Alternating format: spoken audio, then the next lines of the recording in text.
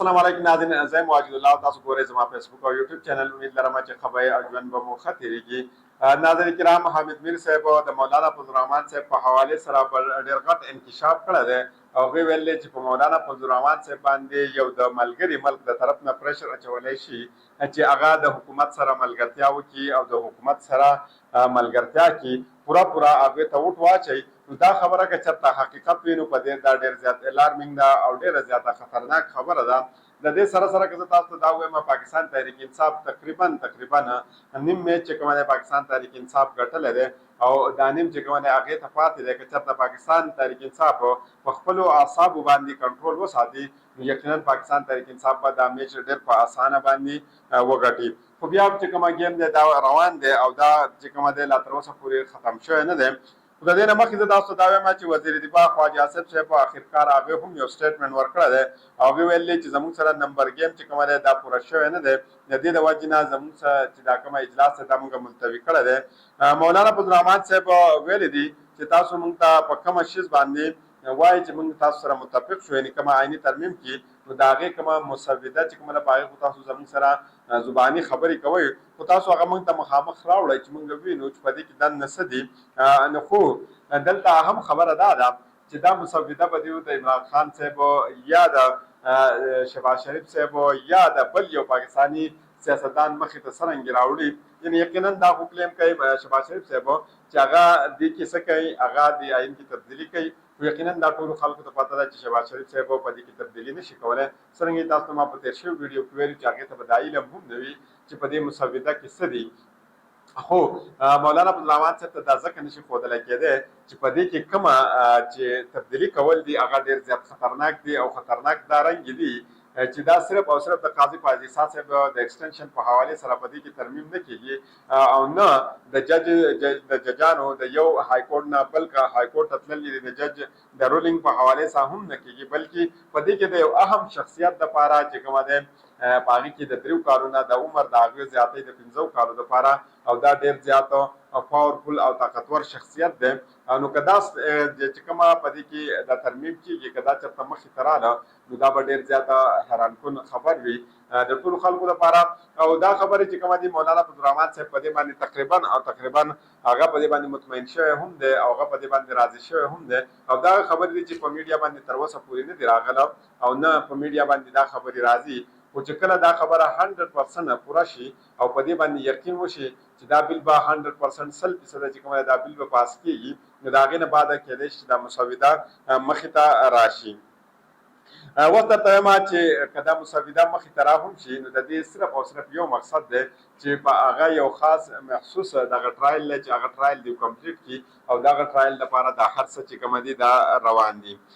راځو او دا درته وایم چې د دې ټرایل په حوالې سره خو دا هر څه کېږي، خو دا هر څه تر اوسه پورې دا په میډیا کې نه دي راغله او دا په پټه باندې روان دي. خواجه آصف صاحب ویل چې نن هغوی یو سټیټمنټ ورکړی، په هغې کې دي ویل دي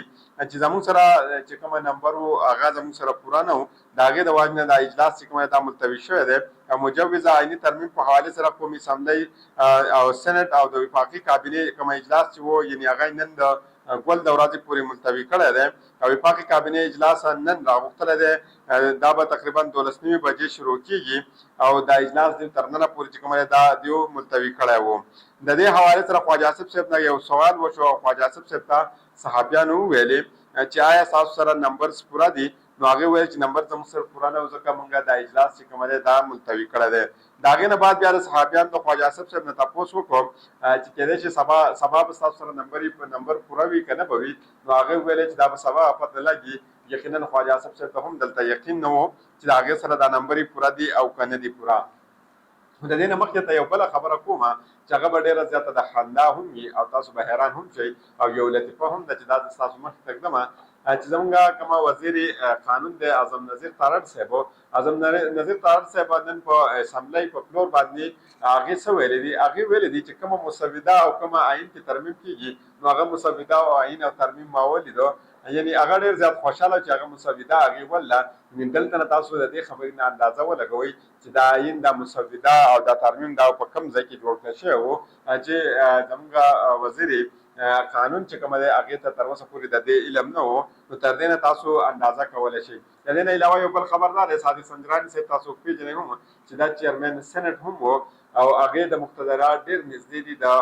خواجه آصف صاحب نه. هغه ویلي دي چې نن یا سبا به دا بل چې کوم دی دا به پاس کېږي او هغې دا هم ویلي چې زه د کومې اسمبلۍ د سپیکر آیا صادق صاحب خوا تللی وم او د هغې نه بعد دا هر څه شوي وو، خو یقینا دا خبر چې د دوی د طرف نه کومه راغلی دی نو دا د مقتدرات د طرفه خبر دی او دا خبر دوی ورکړی دی. د دې نه علاوه درته دا هم وایم چې پاکستان تحریک انصاف تقریبا د خپل میچ چې کومه دا ګټل دی، که چېرته دوی په خپلو اعصابو باندې کنټرول وساته نو دوی به دا میچ وګټي. خو د دې هر څه باوجود د ډیډلاک چې کومه دی دا اوس هم برقرار دی، دا ډیډلاک چې کومه دی دا ختم شوی نه دی. مولانا عبدالغفور صاحب هم دا ویلي دي د جے یو آی چې مسوده تر اوسه پورې موږ ته نه ده میلاو شوی، چې کله موږ ته مسوده میلاو شي د هغې نه بعد کې به په دې باندې بیا خبره کوم. د دې سره سره د اپوزیشن چې کومه نور جماعتونه دي هغه تقریبا په ځینې داسې آئیني ترمیم دی چې په هغې کې دي و مشروط طور باندې د هغه سره حمایت د حکومت سره هم کوي، خو ډېر داسې شیزونه دي په شمول د پاکستان تحریک انصاف ډېر داسې ترمیم په دې کې دي چې په هغه باندې دوی د دې سره چې کومه دی حمایت نه کوي. میا محمد نواز شریف صاحب په حوالې سره که درته زه ووایم، میا محمد نواز شریف صاحب یو پیره د لندن نه پاکستان ته راوغوښتی ده او دا سوچ یې کوو چې دی به څه غټه کارنامه وکړي، هغې ته بیا هېڅ هم ورنه کړه شو او هغه هېڅ قسمه کارنامه ونه کړه. او دارنګې نن هغه بیا اسلام آباد ته راوغوښتی شوی چې د مولانا فضل الرحمن صاحب سره به میلاو شي او د هغې بیا د مولانا فضل الرحمن صاحب سره ملاقات هم ونه کړه، یعنې د هغې ډېره زیاته بې عزتي نن یو ځل بیا وشوله او هغه په اسلام آباد کې بالکل خالي ناست دی او هېڅ قسمه کار یې نشته. راځم درته وایم د مولانا فضل الرحمن صاحب په حوالې سره حمید میر صاحب هم یو غټ انکشاف کړی دی، یو غټ کلیم کړی دی. هغه ویل دی چې مولانا فضل الرحمن صاحب باندې د پریشر اچولو دپاره د یو ملګري ملک د طرف نه د سفارش کولو چې کومه دی په هغې باندې زور اچولی شوی دی چې هغه په مولانا فضل الرحمن صاحب باندې پریشر واچوي او مولانا فضل الرحمن صاحب د حکومت حصه جوړه شي او په دې آئین په پاس کېدو کې د حکومت سره تعاون وکړي او حکومت سره د آئین چې کومه دی دا پاس کړي. خو که چېرته دا خبره صحیح وي او د حمید میر صاحب چې د کومه دوست ملک د کومه ملګري ملک طرف ته اشاره ده، یقینا که دلته نه مولانا فضل الرحمن صاحب ته سفارش راشي مولانا فضل الرحمن صاحب به د هغې نه انکار ونه کړي او یقینا هغه به په دې کې د دې حصه شي. او دارنګې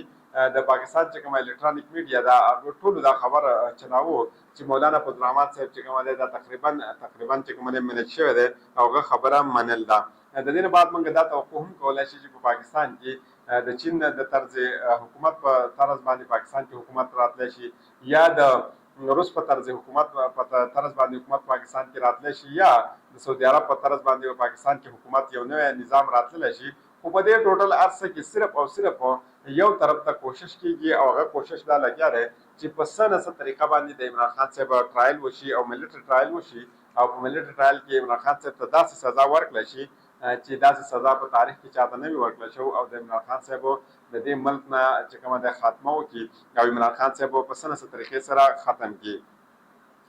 خو د دې نه علاوه یو بل خبر دی، هغه زه ستاسو مخکې تږدم چې د قاضي فایض عیسی صاحب د صدارتي ریفرنس په دوران کې دفاع کولو سینیر وکلا منیر ای ملک او فیصل صدیقي ویلي دي چې دا موجوده آئیني ترامیم چې کومه ده د عدلیې د ازادۍ باندې یو حمله ده. هغه ویل چې چیف جسټس په قاضي فایض عیسی صاحب ته په عزت سره په 15 اکتوبر باندې کور ته تلل پکار دی. دا مشوره هغه قاضي فایض عیسی صاحب ته ورکړله. خو راځم او د افتخار عارف صاحب